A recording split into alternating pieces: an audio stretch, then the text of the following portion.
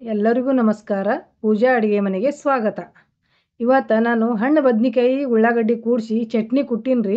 ಭಾರಿ ರುಚಿಯಾಗಿತ್ತು ಅದು. ಭಕ್ರಿ ಚಟ್ನಿ ಹಚ್ಕೊಂಡು ತಿಂದ್ರೆ ಭಾರಿ ಟೇಸ್ಟ್ ಹತ್ರಿ.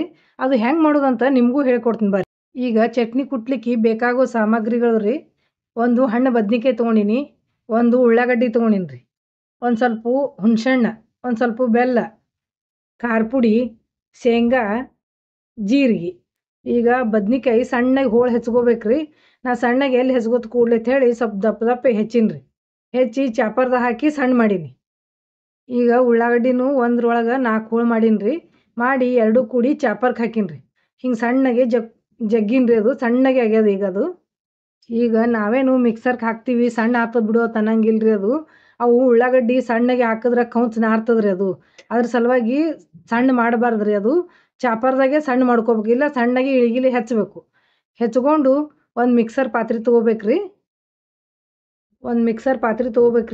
ತೊಗೊಂಡು ಅದಕ್ಕೆ ಒಂದು ಸ್ವಲ್ಪ ಖಾರ ಪುಡಿ ಹಾಕ್ಬೇಕು, ಒಂದು ಸ್ವಲ್ಪ ಬೆಲ್ಲ, ಹುಣಸೆಹಣ್ಣು, ಒಂದು ಸ್ವಲ್ಪ ಜೀರಿಗೆ, ಒಂದು ಸ್ವಲ್ಪ ಶೇಂಗಾ, ರುಚಿ ತಕ್ಕಷ್ಟು ಉಪ್ಪು ಹಾಕಿ ಒಂದು ಹನಿ ನೀರು ಹಾಕಿ ರುಬ್ಕೊಂಬರ್ಬೇಕ್ರಿ. ಅದು ಸಣ್ಣ ಆಗ್ತದೆ.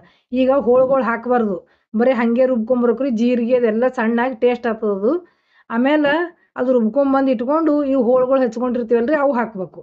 ಅವು ಹಾಕಿ ಒಂದು ಸ್ವಲ್ಪ ನೀರು ಹಾಕ್ಬೇಕು. ಮತ್ತು ಭಾಳ ಗಟ್ಟಿ ಆಗ್ತದ್ರಿ ಅದು. ಇಲ್ಲಿಲ್ಲ ಅಂದ್ರೆ ಸ್ವಲ್ಪ ನೀರು ಹಾಕಿ ಒಂದೇ ಸರಿ ಹಿಂಗೆ ಗರ್ಗ್ ಗರ್ಗ್ ಅನ್ಸಿ ಬಂದ್ ಮಾಡಿಬಿಡ್ಬೇಕ್ರಿ. ಹಿಂಗೆ ಮಾಡ್ಕೊಂಡ್ಬಂದು ಒಂದು ಪಾತ್ರೆ, ಒಂದು ಬಟ್ಲಕ್ಕೆ, ದೊಡ್ಡ ಬಟ್ಲಕ್ಕೆ ತೆಗೆದು ಒಂಚೂರು ಒಗ್ಗರಣೆ ಕೊಡ್ಬೇಕ್ರಿ. ನಾ ಏನು ಇಲ್ಲಿ ಒಗ್ಗರಣೆ ಕೊಟ್ಟಿಲ್ಲ.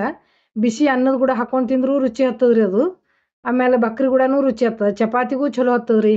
ಈ ದಿನದಾಗ ಹಣ್ಣು ಬದ್ನಿಕಾಯಿ ಬರ್ತಿರ್ತಾವ್ರಿ ಮಾರ್ಕೆಟ್ನಾಗ, ಭಾರಿ ಟೇಸ್ಟ್ ಹತ್ತದ್ರಿ. ಈಗ ನಮ್ಮ ಮಗಳು ಬಂದಿದ್ದಳ್ರಿ, ಸಾಲಿ ಸೂಟಿ ಕೊಟ್ಟಿತ್ತು ಕಾಲೇಜ. ಬಂದಿದ್ಲು, ಅಮ್ಮ ಏನರ ಒಂದು ಮಾಡಂದು. ಅದಕ್ಕೆ ಚಟ್ನಿ ಮಾಡಿದೀನಿ. ಅಲ್ಲೆಲ್ಲ ಪಿ ಜಿ ಒಳಗೆ ಅಂಥವೆಲ್ಲ ಕುಟ್ಟಿರಲ್ರಿ.